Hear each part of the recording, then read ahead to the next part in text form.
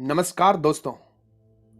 HP TGT recruitment 2020 जो कि है 12 दिसंबर से, आपको पता होगा, एक से एग्ज़ाम है और बहुत ही इम्पोर्टेंट हिमाचल के लिए टीचर एलिजिबिलिटी टेस्ट की तरह। तो चलते हैं हम। मेरा नाम है संदीप और आप देख रहे हैं स्टडी गति।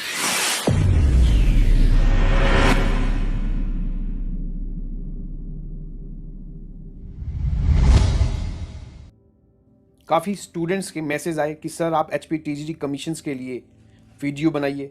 तो बहुत ज़्यादा बिजी था, बट उसके बावजूद चलते हैं हम इसके ऊपर। इंपॉर्टेंट जो सबसे पहले कि क्या क्या चीज़ें आएंगी, जैसे कि आप सभी को पता होगा, तो टोटल नंबर ऑफ क्वेश्चंस होंगे वो होंगे 170 क्वेश्चंस, और ये मार्क्स होगा आपका 85 मार्क्स। जो टाइम ड्यूरेशन है वो है 2 आवर्स के लिए। आप सभी जिनको पता होगा, आप सभी सीरियस कैंडिडेट ही होंगे, अपनी एग्जाम के लिए आप जी तोड़ मेहनत कर रहे होंगे।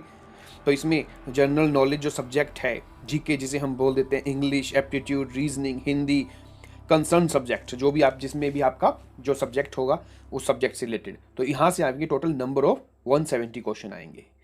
और मैं आपको बताऊंगा इसकी टेक्निक। देखिए, एग्जाम निकालना I told you already, but maximum student अब ऐसे होंगे जो पहली बार ये वीडियो देखेंगे, क्योंकि TGT कमीशन के ऊपर ये मेरा पहला ही वीडियो है। एग्जाम निकालना एक आर्ट है और उसमें तुम्हारा भाई स्मार्ट है। मैं आपको बताऊंगा कि आपने किस तरीके से जो आर्ट है वो फॉलो करनी है, जो ट्रिक है वो आपने इसमें फॉलो करनी है। जैसे कि अब चलता हूं मैं नंबर ऑफ क्वेश्चंस जो हैं, जैसे chemistry, geology and mathematics, botany और फिजिक्स, साइकोलॉजी, इससे आप पे 20 क्वेश्चन आएंगे। ये जो है वो आपका टैट में भी आएगा। हिमाचल टैट की बात आ जाए, TGT में भी, कोई भी कमीशन का पेपर जो भी आपका सब्जेक्ट हो उसमें ये जो पार्टिकुलर एरिया है साइकोलॉजी, जिसे हम चाइल्ड साइकोलॉजी के नाम से भी जान सकते हैं, वहां से ज़्यादातर क्वेश्चन आएंगे ही आएंगे। फिर जनरल अवेयरनेस है जिसे हम जीके बोल देते हैं, इंग्लिश, हिंदी, हिमाचल जीके, ये तो खैर अपने आप में सभी एग्जाम के लिए बहुत ही क्रूशियल पार्ट रोल प्ले करता है। फिर current GK, reasoning, word GK, Indian constitution. तो टोटल नंबर ऑफ क्वेश्चन 170, और ये होंगे 85 मार्क्स के, जैसा कि हमने ही बताया है। तो सबसे पहले जिस सेक्शन पर आज हम चलेंगे, मैं आपको बताऊंगा टेक्निक, और जो भी टेक्निक अगर आपको समझना है तो आप मुझे जरूर कमेंट करके बताइएगा। आज हम चलेंगे साइकोलॉजी पे। ये फ्री के हमारे 20 नंबर होंगे। फ्री के तो नहीं होंगे, मेहनत करनी पड़ेगी, बट हाँ कुछ मैं ट्रिक बताऊंगा। देखिए, इसमें 2 टाइप के क्वेश्चन आएंगे। एक तो आएंगे हमारे फैक्चुअल टाइप, जो टोटली फैक्चुअल टाइप के होंगे।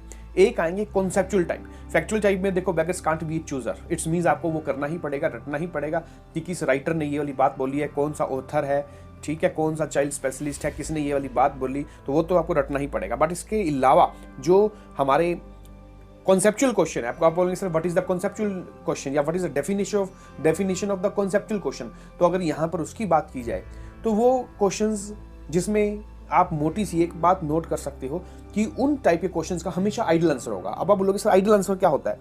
देखिए, यहाँ पर आइडल आंसर की बात की जाए कि आइडल आंसर क्या है, तो आइडियल आंसर वो आंसर है, जैसे कि अगर मैं बहुत बोलूं यहाँ पर कि झूठ बोलना बुरी बात है, तो सबको पता है भैया आइडल, लेकिन हम रियलिटी में तो ये चीजें यूज नहीं करते ना।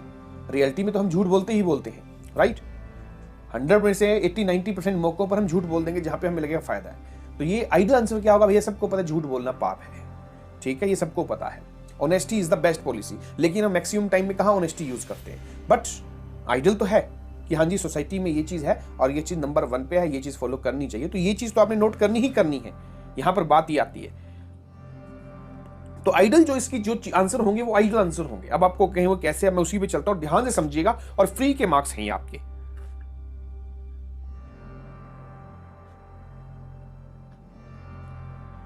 हाँ जी, जी हाँ, आज का हमारा जो फर्स्ट क्वेश्चन है, आप ध्यान से समझिएगा, ये आइडल आंसर ही मिलेंगे आपको ज्यादातर। तो आज के चलते हैं हम अपने फर्स्ट क्वेश्चन की ओर। At primary level it is better to teach in mother language because, देखिए शुरुआती दौर की बात की जाए, कोई भी बच्चा जब पढ़ता है तो ये बात की गई है कि बेटर है क्या, कि जो उसको टीचिंग हो वो हमेशा मदर लैंग्वेज जो टर्न है, मदर टर्न, उसी में दी जाए। इसके पीछे क्या रीजन है, अब देखिए मैं आपको टेक्निक बता रहा हूं, ध्यान से समझिएगा। Option first, it develops self confidence in children, it makes learning easy, it is helpful in intellectual development, या it helps children in learning in natural atmosphere। आप खुद देखिए इसके अंदर इसका आइडियल आंसर क्या आ सकता है, जबकि सारे हमें ठीक लग रहे हैं। इट डेवलप सेल्फ कॉन्फिडेंस, अब बच्चे का सेल्फ कॉन्फिडेंस डेवलप हो सकता है भैया। इट मेक्स लर्निंग इजी, इससे क्या होगा, अगर वो डे टू डे लाइफ की चीज़ों को अपनी मदर टंग में ही चीज़ें सीख रहा है, वो तो ज़्यादा जल्दी सीखेगा क्योंकि उसके घर पे वो चीज़ें हो रही हैं। तो it is helpful in intellectual development, ये भी बिल्कुल ठीक। लेकिन अगर इन चारों में आइडियल आंसर की बात की जाए तो ideal answer, it helps children in learning in the natural atmosphere. जो बच्चे उस टाइम नेचुरल एटमोसफियर मतलब जो घर का या उसके आस पड़ोस का एटमोसफियर और जो स्कूल का एटमोसफियर वो लगभग सेम है। तो ये यहां पर एक आइडियल आंसर है, दैट्स व्हाई इसका आंसर आएगा डी। ये आपको मैं इसलिए बता रहा हूं, आप ये टेक्निक से सीख पाए कि आइडियल आंसर क्या होता है भाई। जबकि आप देखोगे चारों आंसर तो ठीक है, लेकिन मैंने आपको बताया चाइल्ड साइकोलॉजी के अंदर जो आइडियल तरीके से जो आइडियल आंसर होगा वही इसका फाइनल आंसर होगा। अब चलते हैं सेकंड क्वेश्चन की ओर, आप ध्यान से समझिएगा इस क्वेश्चन को अभी। तो हमारा क्वेश्चन 2 है, some students send a greeting card to you on teachers day. मान लीजिए सपोज यू आर टीचर और आपको ग्रीटिंग कार्ड दिया जाता है टीचर डे पे, जो कि है 5 सितंबर को। What will you do? You will, तो आप क्या करोगे? ठीक है, इस पे बात आई है। डू नथिंग, कुछ नहीं करोगे। Say thanks to them, ask them to not to waste money, या reciprocate the good wishes to them. तो बहुत ही अच्छा क्वेश्चन। देखिए अगर यहां पर बात की जाए तो डू नथिंग ये तो कोई बात ही नहीं बनी। अब आती है बात सेकंड की और थर्ड की, फोर्थ की। अगर आपने ले लिया और कुछ भी नहीं कहा, से थैंक्स टू देम और उसको बदले में कहा thanks, ask them to not to waste money. अब देखिए आपको लग रहा है बहुत ज्यादा एक्सपेंसिव है, यहां पर कहीं भी क्वेश्चन में एक्सपेंसिव वाली बात ही नहीं आई। और कोई भी बच्चा दे रहा है, हो सकता है वो हाथ से भी बना के लाया और यहाँ पे कोई मेंशन नहीं किया गया, तो यहाँ पे हम तीसरे ऑप्शन की बात तो कर ही नहीं सकते, तो ये अपने आप में रॉन्ग हो गया।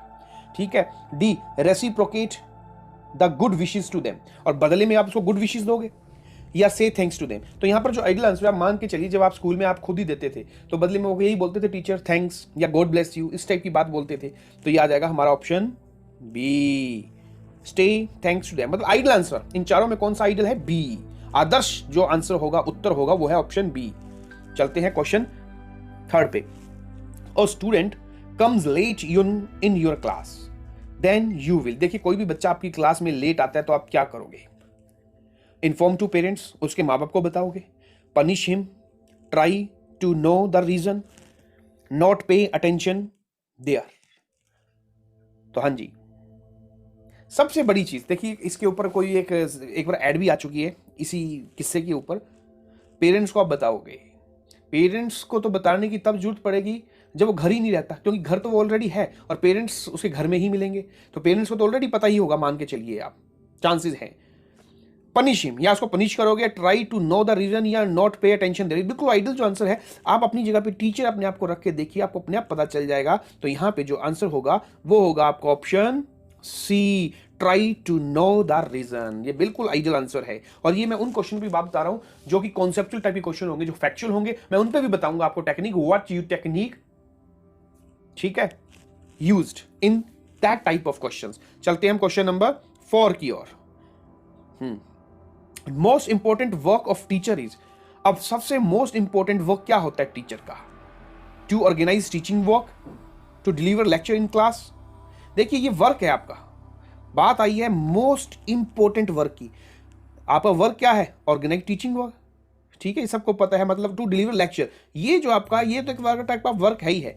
इसके अलावा इंपॉर्टेंट वर्क की यहां पर बात चल रही है। To take care of children, और लास्ट में टू इवेल्युएट द स्टूडेंट। तो यहां पे आपका क्या काम होगा? तो यहां पे होगा ऑर्गेनाइज टीचिंग वर्क। आप ऑर्गेनाइज किस तरीके से करते हैं, ऑर्गेनाइज जाना, अपने काम को आप किस तरीके से सजाएंगे, बच्चा आपके लेक्चर में इंटरेस्ट ले। सबसे बड़ी चीज, आप किस तरीके से ऑर्गेनाइज करेंगे अपने लेक्चर को, ताकि हर बच्चे को 100% में से मैक्सिमम चीजें समझ में आ सकें। तो वही बात, तो सबसे ज्यादा आइडियल आंसर ऑप्शन ए। जब आप वर्ड को अच्छी तरीके से समझ जाए, ऑर्गेनाइज, इसी के अंदर आपकी मैक्सिमम चीजें छिपी हुई हैं, ऑर्गेनाइज, ठीक है। तो ये है organise the teaching work, option A is the right answer. मैं पहले ही बता चुका हूं, मैं आपको समझाने रहा हूं चाइल्ड साइकोलॉजी के अंदर आपने किस तरीके से मैक्सिमम आप अटेम्प्ट तो कर ही सकते हैं, बल्कि मैक्सिमम नंबर भी ला सकते हैं इसके अंदर। तो चलते हैं हम अपने क्वेश्चन नंबर 5 की ओर। A teacher should be honest होना चाहिए, डिलीजेंट होना चाहिए, डेलीगेंट जिसे हम बोलेंगे, ड्यूटीफुल, या पंक्चुअल होना चाहिए। तो क्या होना चाहिए? ऑनेस्ट, ईमानदार, या ऑप्शन बी, या ऑप्शन सी ड्यूटीफुल, या ऑप्शन डी। अब आपको क्या लगता है इसका जो आइडियल आंसर? देखिए ऑनेस्ट आप नहीं बोल सकते, ऑनेस्ट तो टीचर को क्यों, हर आदमी को भी होना चाहिए अपने काम के प्रति। पंक्चुअल टीचर को ही क्यों, सबको होना चाहिए। और सबके अंदर जो मेन प्रोफेशन से जुड़े हुए हैं, कोई भी प्रोफेशन हो, उसमें ये दोनों ही चीजें आ जाएंगी अपने आप। वो प्रोफेशन ही रिकॉग्नाइज तब होगा जब आप उसके अंदर ये दो चीजें डालोगे, एक ऑनेस्टी और एक पंक्चुअलिटी। उसके बिना हर चीज अधूरी, चाहे वो स्टूडेंट ही क्यों ना हो। अब बात बची दो ऑप्शंस की, डिलीजेंट एंड ड्यूटीफुल। तो इसमें जो आपका बिल्कुल सही आंसर है वो है ड्यूटी। आपकी अपनी खुद की ड्यूटी क्या है? टीचिंग। टीचिंग ड्यूटी क्या है? स्टूडेंट को प्रिपेयर करना फॉर फ्यूचर। फ्यूचर में चाहे कोई भी ऑब्स्टेकल आए वो उसको पार कर जाए, नॉट ओनली फ्यूचर की बल्कि प्रेजेंट से रिलेटेड भी। तो इसका आंसर आएगा ड्यूटीफुली। थोड़ा सा हटके क्वेश्चन था लेकिन काफी बार एग्जाम में पूछा गया क्वेश्चन है ये। तो चलता हूं मैं क्वेश्चन नंबर 6 की ओर। तो नेक्स्ट हमारा क्वेश्चन नंबर 6 है, बहुत ही important question. Environment education should be taught in schools because, मतलब पर्यावरण से रिलेटेड जो एजुकेशन है वो हमको स्कूल्स में ही पढ़ाई जानी चाहिए। क्यों? It will affect environmental pollution, it is important part of life, it will provide job to teachers, या we can not escape from environment. तो इसमें जो चांस होंगे ठीक होने के, ठीक है, वो होंगे ऑप्शन बी और ऑप्शन डी, इनके चांस हैं। क्योंकि ये तो टोटली रॉन्ग हो जाता है और ये कोई जहां पर प्रोवाइड नहीं हो रही कोई भी job, option C is also wrong. और ऑप्शन डी पे चलता हूँ, वी कैन नॉट एस्केप। अब हम इन्वायरमेंट से कभी भाग ही नहीं सकते, कोई बात ही नहीं बन रही है, ठीक है। भाग नहीं सकते क्या? कॉलेज में भाग सकते हैं क्या? जो कॉलेज में नहीं सिखा सकते, ये तो हम कभी भी सिखा सकते हैं। लेकिन कहता है मोस्ट इंपॉर्टेंट बात की जाए कि बचपन में ही क्यों सिखाई जाए, ठीक है, स्कूल में ही क्यों सिखाई जाए, कॉलेज में क्यों नहीं। देखिए यहाँ पे बिल्कुल जो आइडियल आंसर है वो है आपका option B, it is important part of life. इन्हें पूरी लाइफ की यहाँ पर बात बोली है, कोई छोटी मोटी बात नहीं बोली, पूरी लाइफ का पार्ट है ये।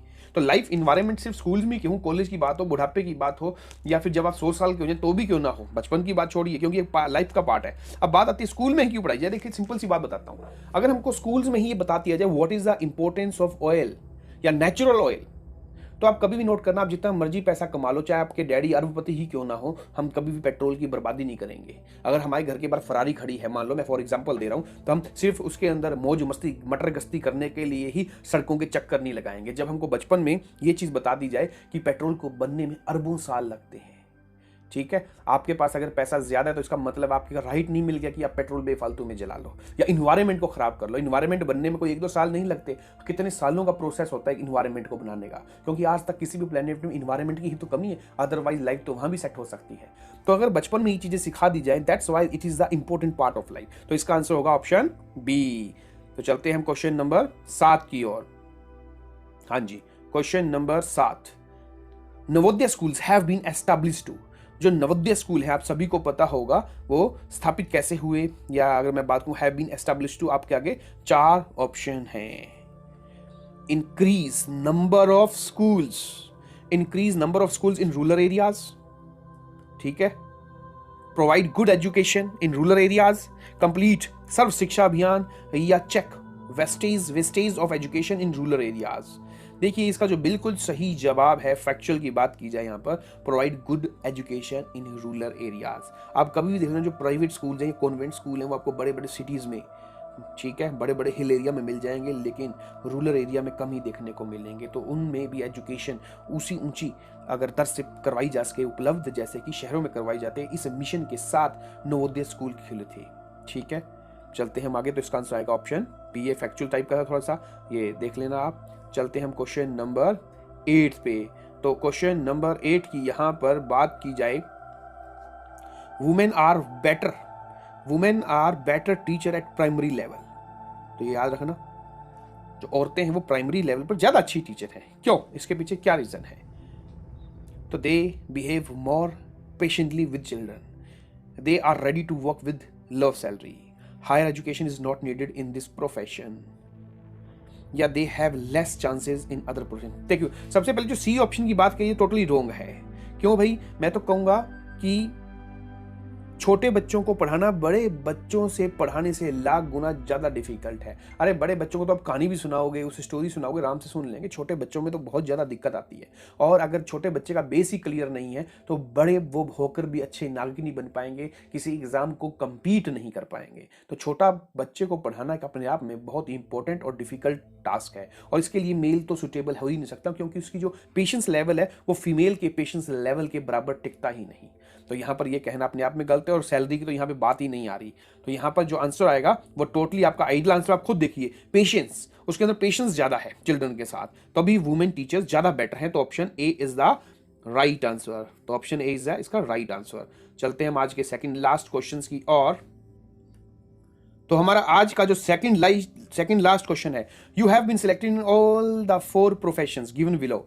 Where would you like to go? आप चार आपके प्रोफेशन में आप छांट लिए गए, सिलेक्ट हो चुके हो, आप किस प्रोफेशन में जाना चाहते हो? टीचिंग से, टीचर के लिए ही एग्जाम है ये, तो आप सोच सकते हो बैंक या आर्मी या पुलिस या टीचर। देखिए ये आइडियल की बात की जाए तो आप सभी को पता है, एक बात बताइए कि आप टीचर का एग्जाम देने जा रहे हो और आप पुलिस में, आर्मी में, बैंक में लगा देते तो टोटली रॉन्ग हो जाएगा यहाँ पर, क्योंकि वो खुद ही चाहता है कि आप यहाँ पर जो टीचर बन रहे हैं वो बने जिनका इंटरेस्ट है, ना कि वो बने जिनके पास दूसरा कोई ऑप्शन नहीं है, तो घूम फिर के वो टीचर का ऑप्शन छांट लें। इससे आप बच्चों में वो चीज़ अच्छी कर ही नहीं पाएंगे कि जिससे उनका फ्यूचर बन सके, बल्कि आप अपना फ्यूचर बनाने के लिए इस प्रोफेशन में आ गए हो। तो ये वाली चीज़ है। तो नेचुरली इसका जो आंसर होगा वो होगा option A is the right answer. चलते हैं आज हमने लास्ट क्वेश्चन की।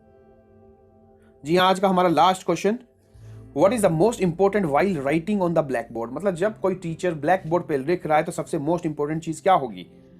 तो यहाँ पे देख लीजिए, writing small letters, writing big letters, ये दोनों गलत है, इसमें मैटर ही नहीं कर रहा कि आप किस लेटर में लिख रहे हो। तो 50-50 यहाँ पे आ गए हैं। अब बचे आपके ऑप्शन ए और बी। और फिर चलता हूं मैं, गुड राइटिंग हो या क्लैरिटी हो इन राइटिंग। तो क्लैरिटी की बात अगर आती है, राइटिंग में क्लियरिटी, ये अपने आप में ए ऑप्शन के अंदर दूसरा ऑप्शन छिपा हुआ है गुड राइटिंग के अंदर। गुड राइटिंग तभी होगी जब उसमें क्लैरिटी होगी, लेकिन गुड के साथ साथ अंडरस्टैंड भी कर पाए बच्चा। ठीक है, अंडरस्टैंड नहीं कर पा रहा, वर्ड नहीं समझ में आ रहे उस बच्चे को। अगर मान लीजिए वोकैब इतनी खतरनाक लिख दी गई है, जिस स्टैंडर्ड का बच्चा है उस स्टैंडर्ड वाले बच्चे को समझ ही नहीं है, उसको वो वोकैब भी समझ नहीं आ रही, तो क्लियरिटी का भी क्या फायदा? तो ऑप्शन बी यहाँ पे गलत हो जाएगा। तो यहाँ पे आएगा ऑप्शन ए। तो इसका जो आइडियल आंसर है, जो आदर्श वाक्य है, आदर्श इसका उत्तर है, वो है आपका ऑप्शन ए। तो ये थे चाइल्ड साइकोलॉजी के ऊपर कॉन्सेप्चुअल क्वेश्चन। अगला वीडियो जो होगा वो होगा आपके लिए जो फैक्चुअल क्वेश्चन आते हैं। फिर मैं रीजनिंग और मैथ के ऊपर भी लेके जाऊंगा कि आप मिनिमम टाइम में किस तरीके से ज्यादा क्वेश्चन ठीक कर पाएं। क्या होगी टेक्निक, या क्या टेक्निक आप इसमें यूज कर सकते हो, ताकि आपके मैक्सिमम क्वेश्चंस ना केवल अटेम्प्ट आप कर सको बल्कि उसको ठीक भी कर सको। तो आपको ये वीडियो कैसा लगा जरूर कमेंट कीजिए। अच्छा लगा तो लाइक तो बनता है, शेयर भी बनता है, और सब्सक्राइब कीजिए ताकि नेक्स्ट वीडियो आपको सबसे पहले मिल सके। तो मिलते हैं अपने नेक्स्ट वीडियो में, तब तक के लिए गुड बाय।